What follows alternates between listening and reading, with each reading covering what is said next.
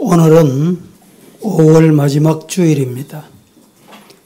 제목의 말씀은 가정생활이 중요한 이유를 아십니까? 좀 더 구체적으로 제목을 드린다면 왜 교회에서 가정생활이 중요하다고 강조하고 있느냐, 이런 말씀이 되겠습니다. 오늘 봉독해드린 창세기 2장 중심으로 가정이 왜 중요한가 관하여서 말씀을 드리도록 하겠습니다. 정부는 정치하는 곳입니다. 학교는 공부하는 곳입니다. 군대는 국가를 방위하는 것이 군대입니다. 병원은 뭐 하는 곳입니까? 병원은 환자들을 치료하는 곳입니다. 교회는 뭐 하는 곳이냐? 한마디로 교회는 가정을 돌보는 곳입니다. 이 사회 안에 있는 수많은 기관들 중에서 집중적으로 가정을 돌보고 세우게 한 곳은 교회뿐입니다. 가정을 돌보는 일은 학교나 병원이나 군대에서 하지 않고 정부나 기업에서 하지 않습니다. 행복한 가정으로 훈련시키고 돌보는 일에 총력을 기울여야 할 곳은 바로 교회인 것입니다. 교회는 한마디로 가정을 위해서 있는 곳이다 라고 해도 틀림이 없습니다. 그만큼 가정은 중요합니다. 교회가 있기 전에 먼저 가정이 있었습니다. 하나님께서는 가정에 대해 대단히 중요하게 말씀을 합니다. 가정이 중요한 이유를 오늘 이 시간에 말씀을 통해서 함께 나누려고 합니다. 그 첫째로, 가정은 하나님께서 창조하셨습니다. 믿습니까? 다 같이 시작. 가정은 우연히 어느 날 두 사람이 만나서 마음이 감동되니까 됐다 이렇게 이루어진 것이 아니고 하나님이 창조하셨습니다. 믿습니까? 오늘 본문을 보겠습니다. 창세기 2장 18절에서 23절까지 한번 합독합니다. 시작. 이르시되 사람이 혼자 사는 것이 좋지 아니하니 내가 그를 위하여 돕는 배필을 지으리라 하시니라. 여호와 하나님이 흙으로 각종 들짐승과 공중의 각종 새를 지으시고 아담이 무엇이라고 부르나 보시려고 그것들을 그에게로 이끌어 가시니 아담이 각 생물을 부르는 것이 곧 그 이름이 되었더라. 아담이 모든 가축과 공중의 새와 들의 모든 짐승에게 이름을 주니라. 아담이 돕는 배필이 없으므로 여호와 하나님이 아담을 깊이 잠들게 하시니 잠들매 그가 그 갈빗대 하나를 취하고 살로 대신 채우시고 여호와 하나님이 아담에게서 취하신 그 갈빗대로 여자를 만드시고 그를 아담에게로 이끌어 오시니 아담이 이르되 이는 내 뼈 중에 뼈요 살 중에 살이라. 이것을 남자에게서 취하였은즉 여자라 부르리라 하니라. 길게 읽으셨는데 이 말씀에 하나님이 창조를 어떻게 하셨는지 상세하게 기록을 합니다. 여세 동안에 하나님 만물을 창조하셨어요. 그리고 동물들을 아담에게로 이끌어 오시니 아담이 이름을 불렀는데 그 이름들이 모든 동물의 이름이 된 것입니다. 마지막 동물이 통과하고 아담이 홀로 있는 것 보니까 하나님이 독처하는 것이 좋지 않게 보이셨어요. 그래서 아담을 깊이 잠들게 하시고 갈비뼈 하나를 취해서 하와를 만드셨어요. 물어봅니다. 여자라는 뜻이 무슨 뜻입니까?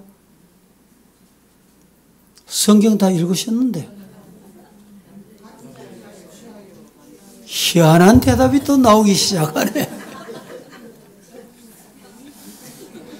오늘 본문에 여자다. 왜 여자라고 했느냐? 하와를 남자에게서 취했다.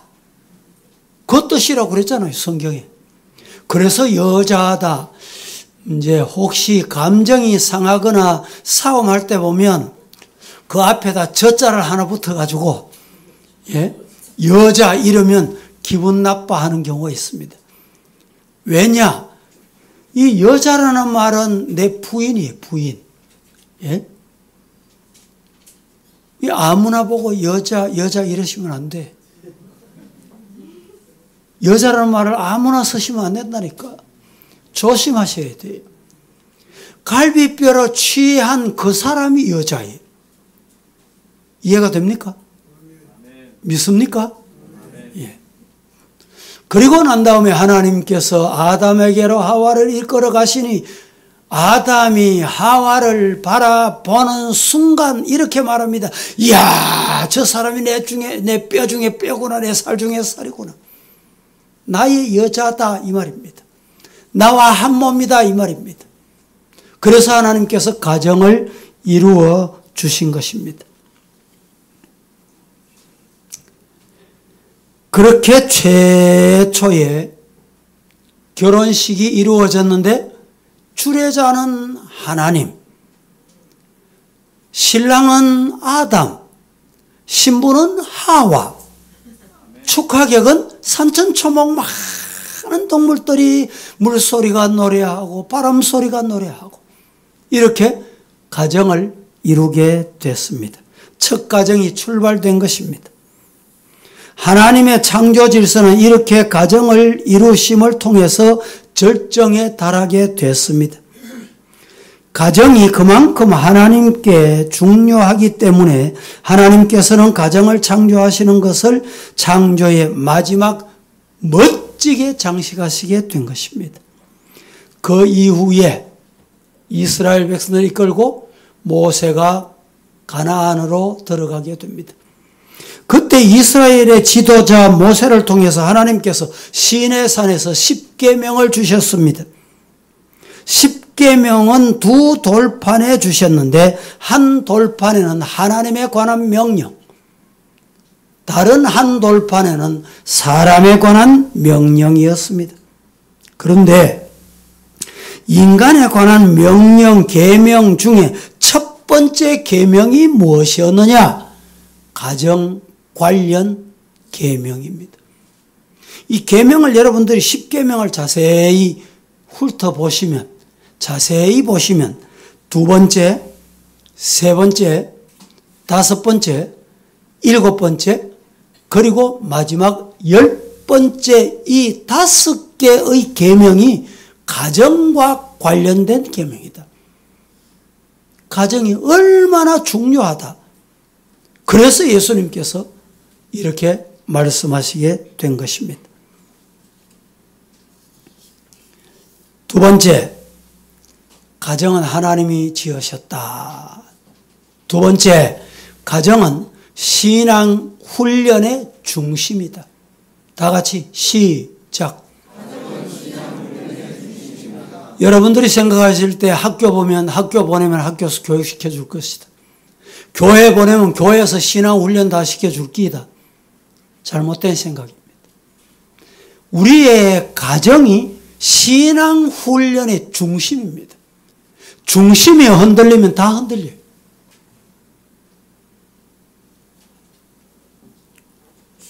구약 성경 신명기 6장에 보면 쉬마, 들어라. 뭘 들으라고 말씀하셨냐?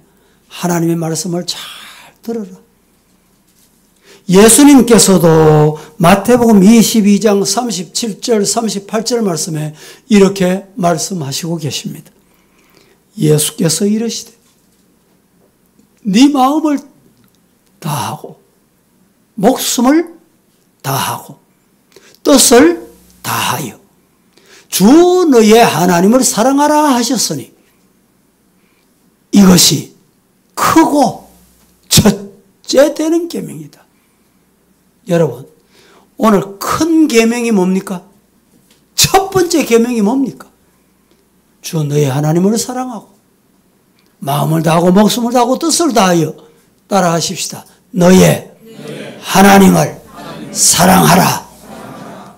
이 말씀을 가정에서 가르쳐야 돼요. 첫 번째 계명이 바로 이 계명이에요. 큰 계명이 이 계명입니다. 신명기 6장 6절과 7절 말씀은 이렇게 말합니다. 다 같이 합독합니다. 오늘 시작. 하는 이 말씀을 너는 마음에 새기고 내 자녀에게 부지런히 말가르치며 집에 앉았을 때에든지 길을 갈 때에든지 누워있을 때에든지 일어날 때에든지 이 말씀을 강론할 것이며.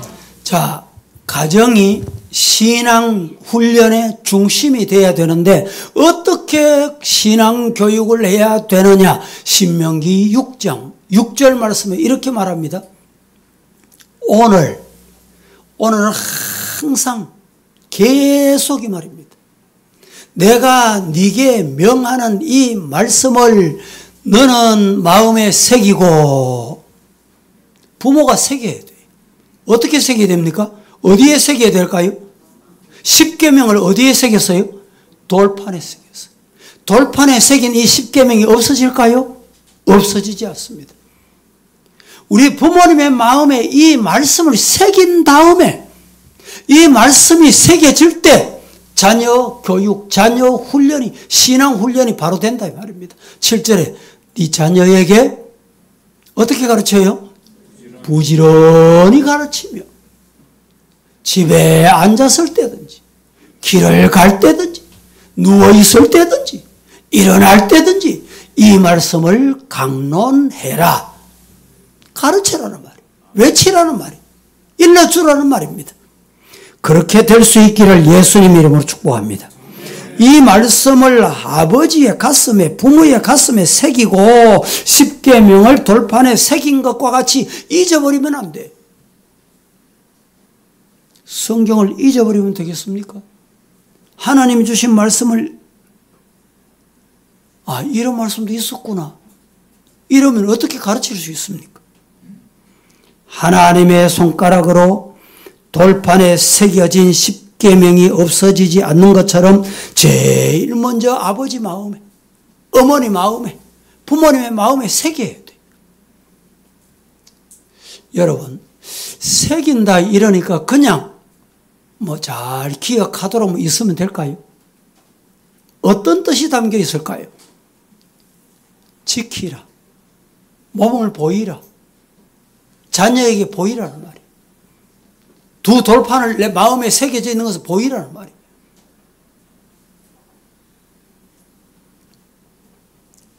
우리 주위에 보면 남편,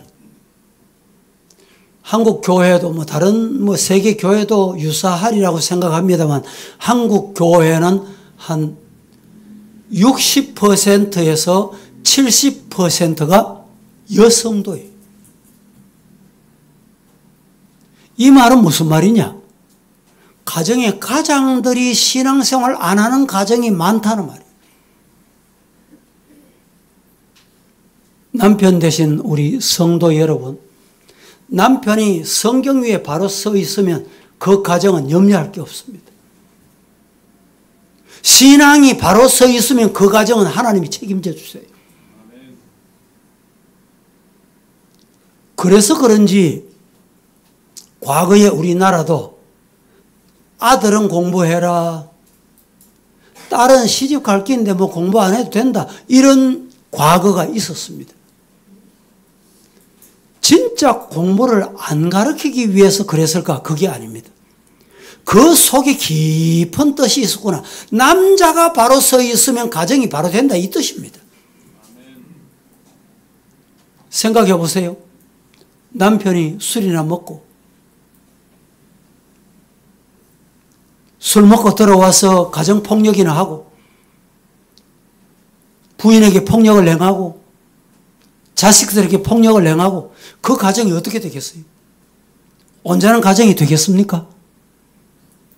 결혼할 때 목사님, 내 남편 될 사람, 신랑 될 사람이 예수 안 믿는데 내가 시집 가가지고 그 가정을 다 구원시키고 예수 믿게 하나님께서 선교사로 보낸 줄 알고 그렇게 하겠습니다. 얼마나 뜻이 좋습니까? 얼마나 생각이 좋습니까? 그런데 그게 그리 쉬운 게 아니에요.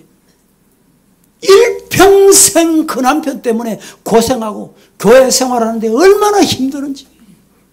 우리 교회에 지금도 그런 성도들이 있다 이 말이죠. 내 자신이 신앙 지키기도 어렵고 그 남편을 구원하는 게 얼마나 힘듭니까?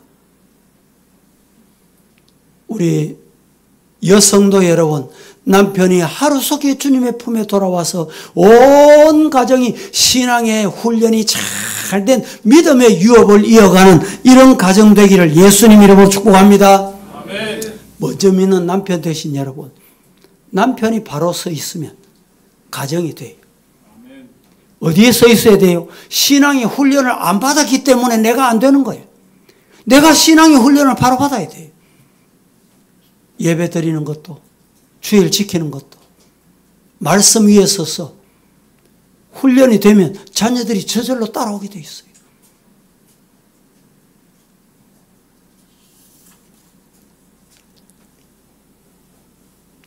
여러분, 아들 한 명을 잘 키워놓으면 미래의 한 가정이 제대로 세워집니다. 아들을 제대로 키워놓지 않으면 가정마다 문제가 일어나기 시작합니다.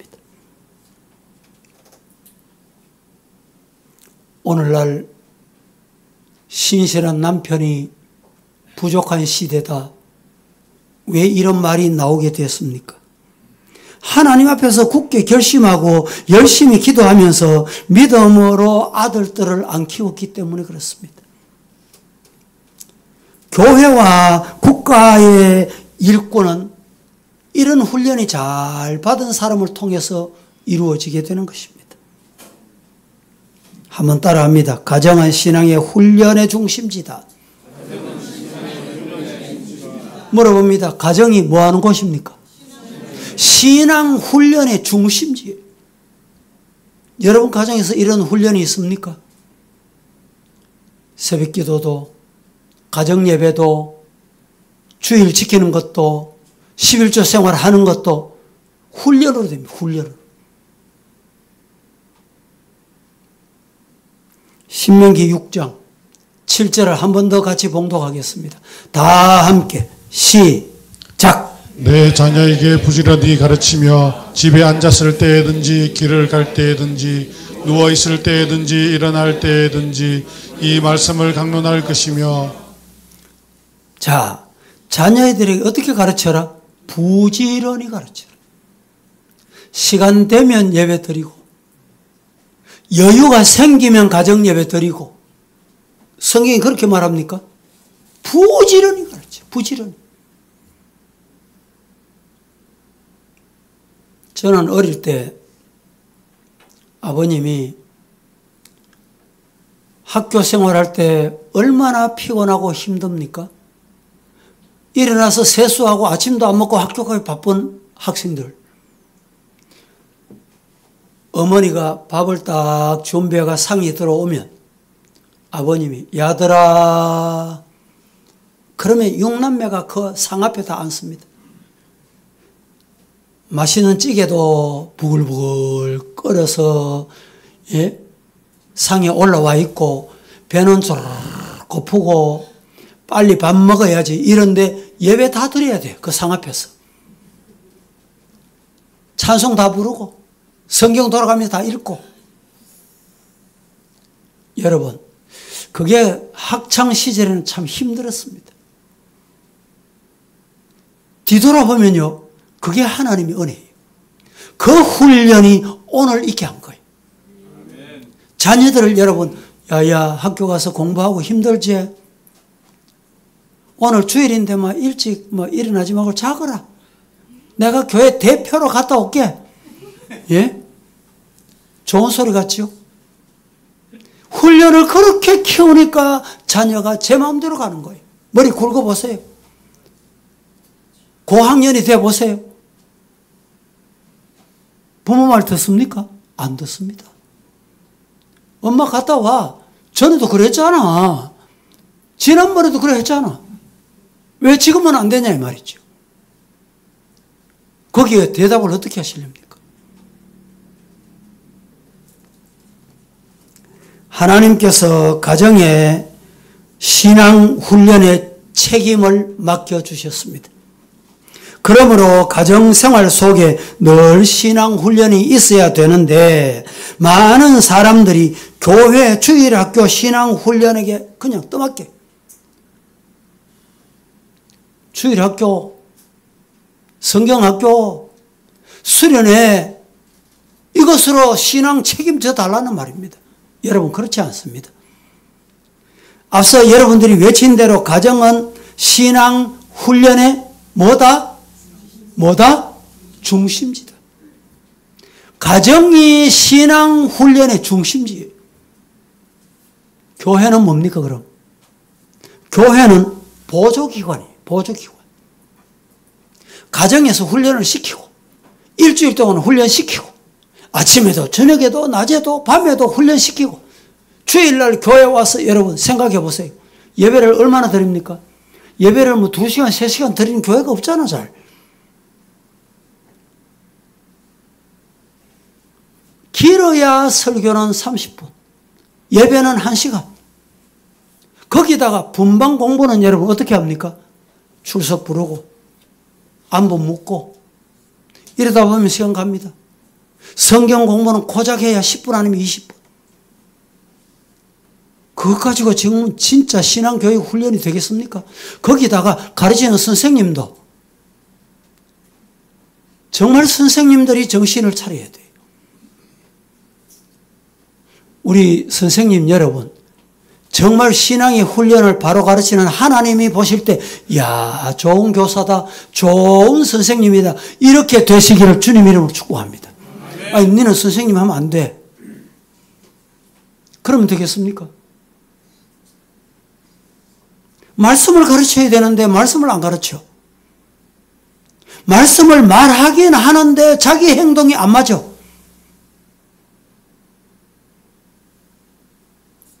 주일학교는 보조 역할뿐입니다.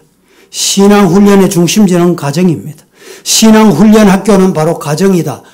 믿으시기를 주님 이름으로 축복합니다. 아멘. 예수님께서 공생에 시작하실 때 제일 먼저 첫 번째 기적을 행하신 게 있습니다. 그게 뭡니까? 요한복음 2장에 보면 가나라는 동네에 예수님이 혼인잔치에 초청을 받으셨어요.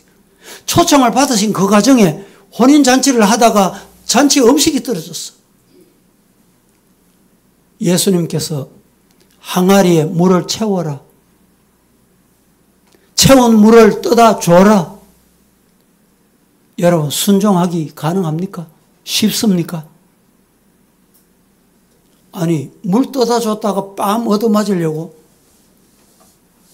예수님 이거는 물이잖아 물. 저 사람들은 포도주 가져오라고 하고 있습니다. 그런데 제자들이 순종을 했어요. 물을 떠서 갖다 줬더니 축하객들이 하는 말이 뭐라고 합니까? 아니 다른 집에는 좋은 포도주 내놨다가 사람이 얼큰하게 취하고 맛을 이제 분별하지 못할 때쯤 되면 나쁜 포도주 뭐 아무거나 갖다 주고 뭐 이런데 이 집은 다르네.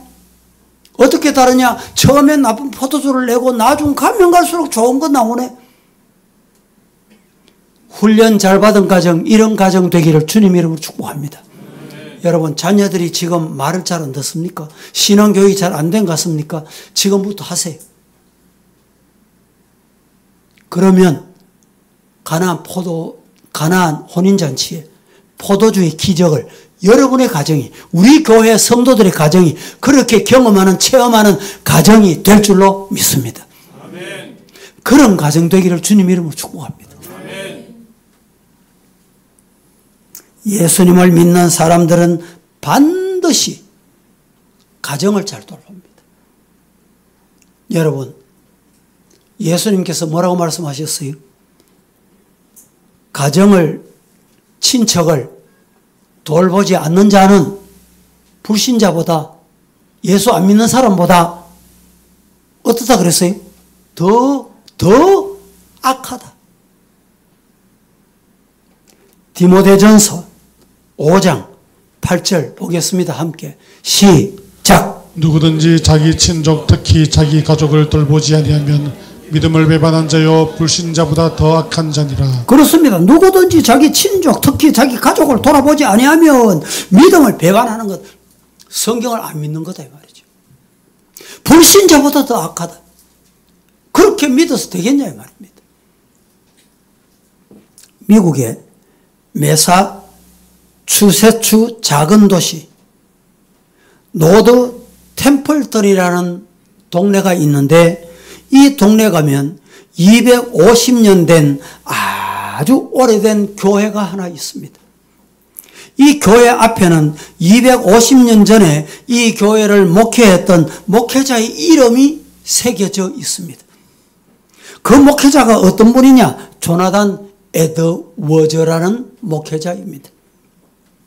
이분이 1703년에 태어나서 1758년 약 50대 초반에 삶을 살고 하나님 품에 가셨습니다.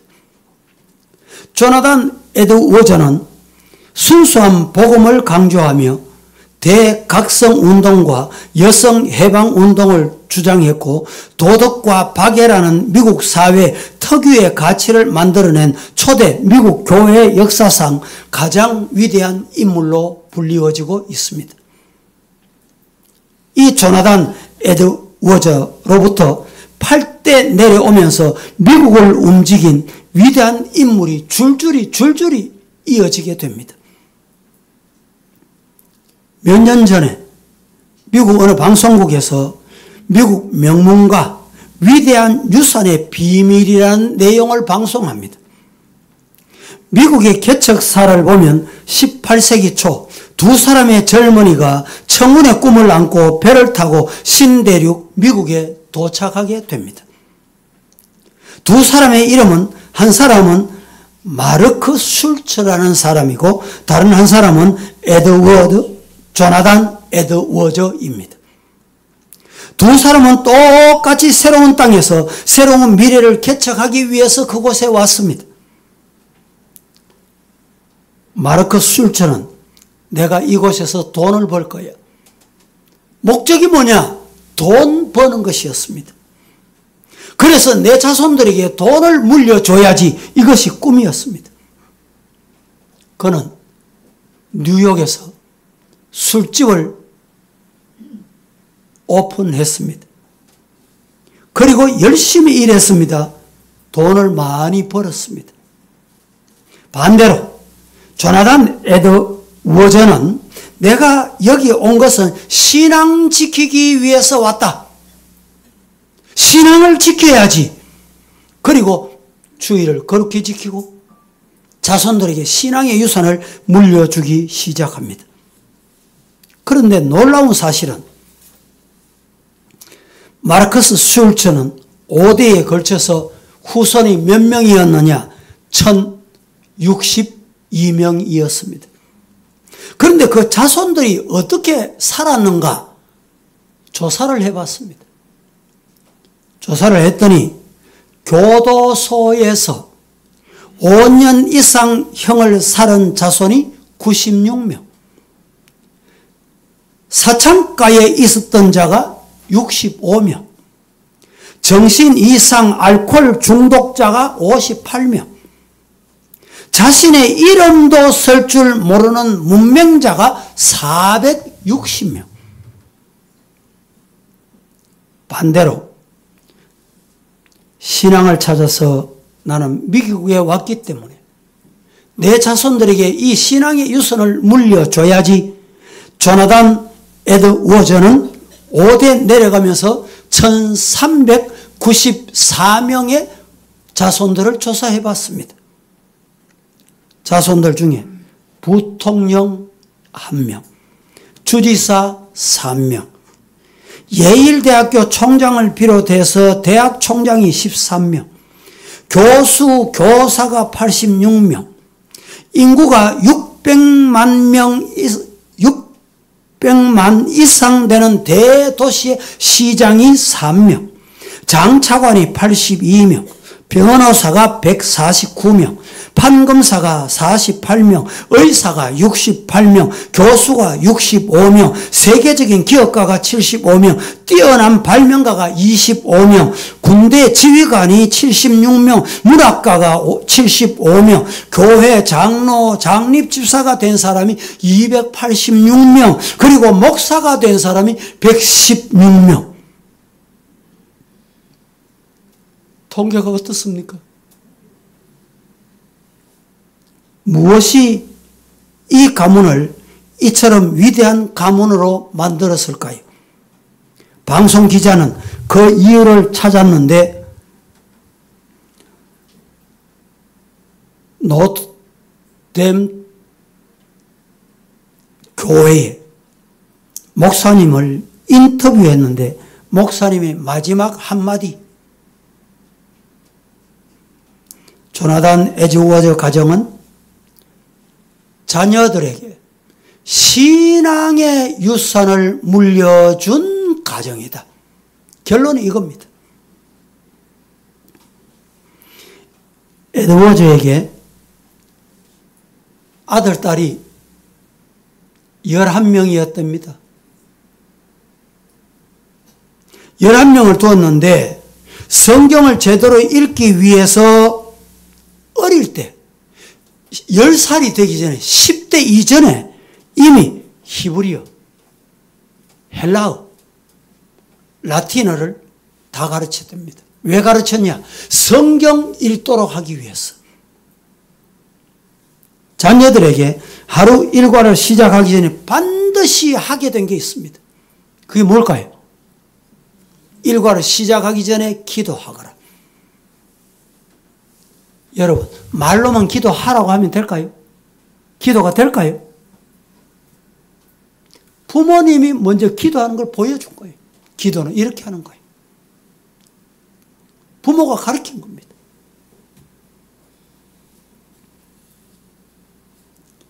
열다섯 살 될 때 딸이, 마리아라는 딸이 있었는데 편지를 썼습니다. 그 딸에게. 너는 모든 시험을 물리쳐 자신을 엄격하고 단정하게 지켜야 할 것이다. 하나님을 떠나거나 잊지 않도록 특별히 엄밀한 신앙생활을 게을리하지 않도록 항상 조심하거라. 사랑하는 내 딸아. 이 편지가 여러분의 부모님이 여러분에게 준 편지라고 생각해 보세요. 아들이 있었습니다. 아들의 이름이 디모데였대요. 아들에게 하나님의 선하심 속에 생명이 있고 세심한 사랑은 생명보다 더 귀하다. 네가 아프든지 건강하든지 한없이 잊어버리지 말아야 될 게 있다. 하나님이 너를 사랑하신다. 그거 잊어버리면 안 돼. 여러분, 우리 자녀들에게 이 믿음, 이 신앙을 물려줄 수 있는 저와 여러분 되기를 예수님 이름으로 간절히 축복합니다. 세 번째, 성령 충만의 증거는 가정에서 나타납니다. 가정생활 보면 성령 충만한지 안 한지 알 수 있다 이 말입니다. 에베소서 5장 18절 이하에 보면 이렇게 말합니다. 술 취하지 말라. 이는 방탕한 것이는 오직 성령으로 충만함을 받아라. 성령 충만 받으면 나타나는 현상이 있어요. 그 현상이 19절입니다. 시와 찬송과 신령한 노래들로 서로 화답하며 너희의 마음으로 주께 노래하며 찬송하며 범사에 우리 주 예수 그리스도의 이름으로 항상 아버지 하나님께 감사하고 그리스도를 경외함으로 피차 복종하라. 성도 여러분, 감사하는 성도가 되기를 예수님 이름으로 축복합니다. 네. 누가 감사할 수 있을까요? 어떤 사람이 감사할까요? 예? 가정이 성령 충만해야 돼요. 아버지가 성령 충만하고 어머니가 성령 충만하고 그러면 자녀까지도 성령 충만한 가정. 그 가정에 술 취한 사람이 없어요. 방탕한 사람이 없어요. 내 성격대로 말하는 사람이 없어요. 교회 오셔서 여러분 내 성격대로 내 하고 싶은 대로 말하면 안 됩니다. 절대 안 돼요. 왜? 성경이 안 된다고 하잖아요. 교회는 하나님의 집입니다. 교회는 예배하는 곳입니다. 예배 드리고 가시면서 왜 은혜 받고 가시면서 왜 하지 말아야 될 말을 합니까? 왜 성도답지 않는 말을 해요?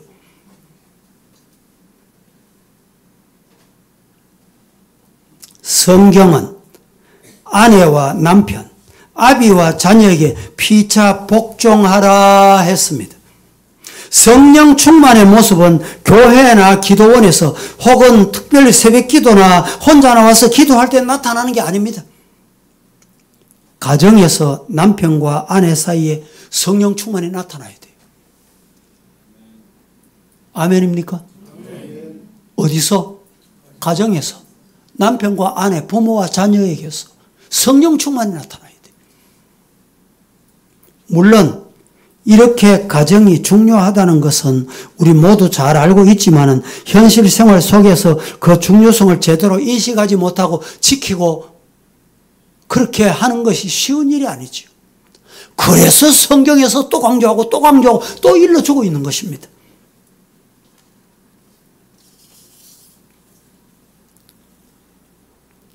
여러분, 성경에서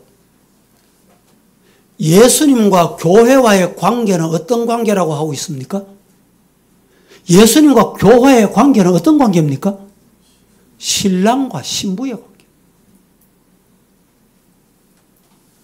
예수님께서는 교회를 자신의 신부라고 했습니다.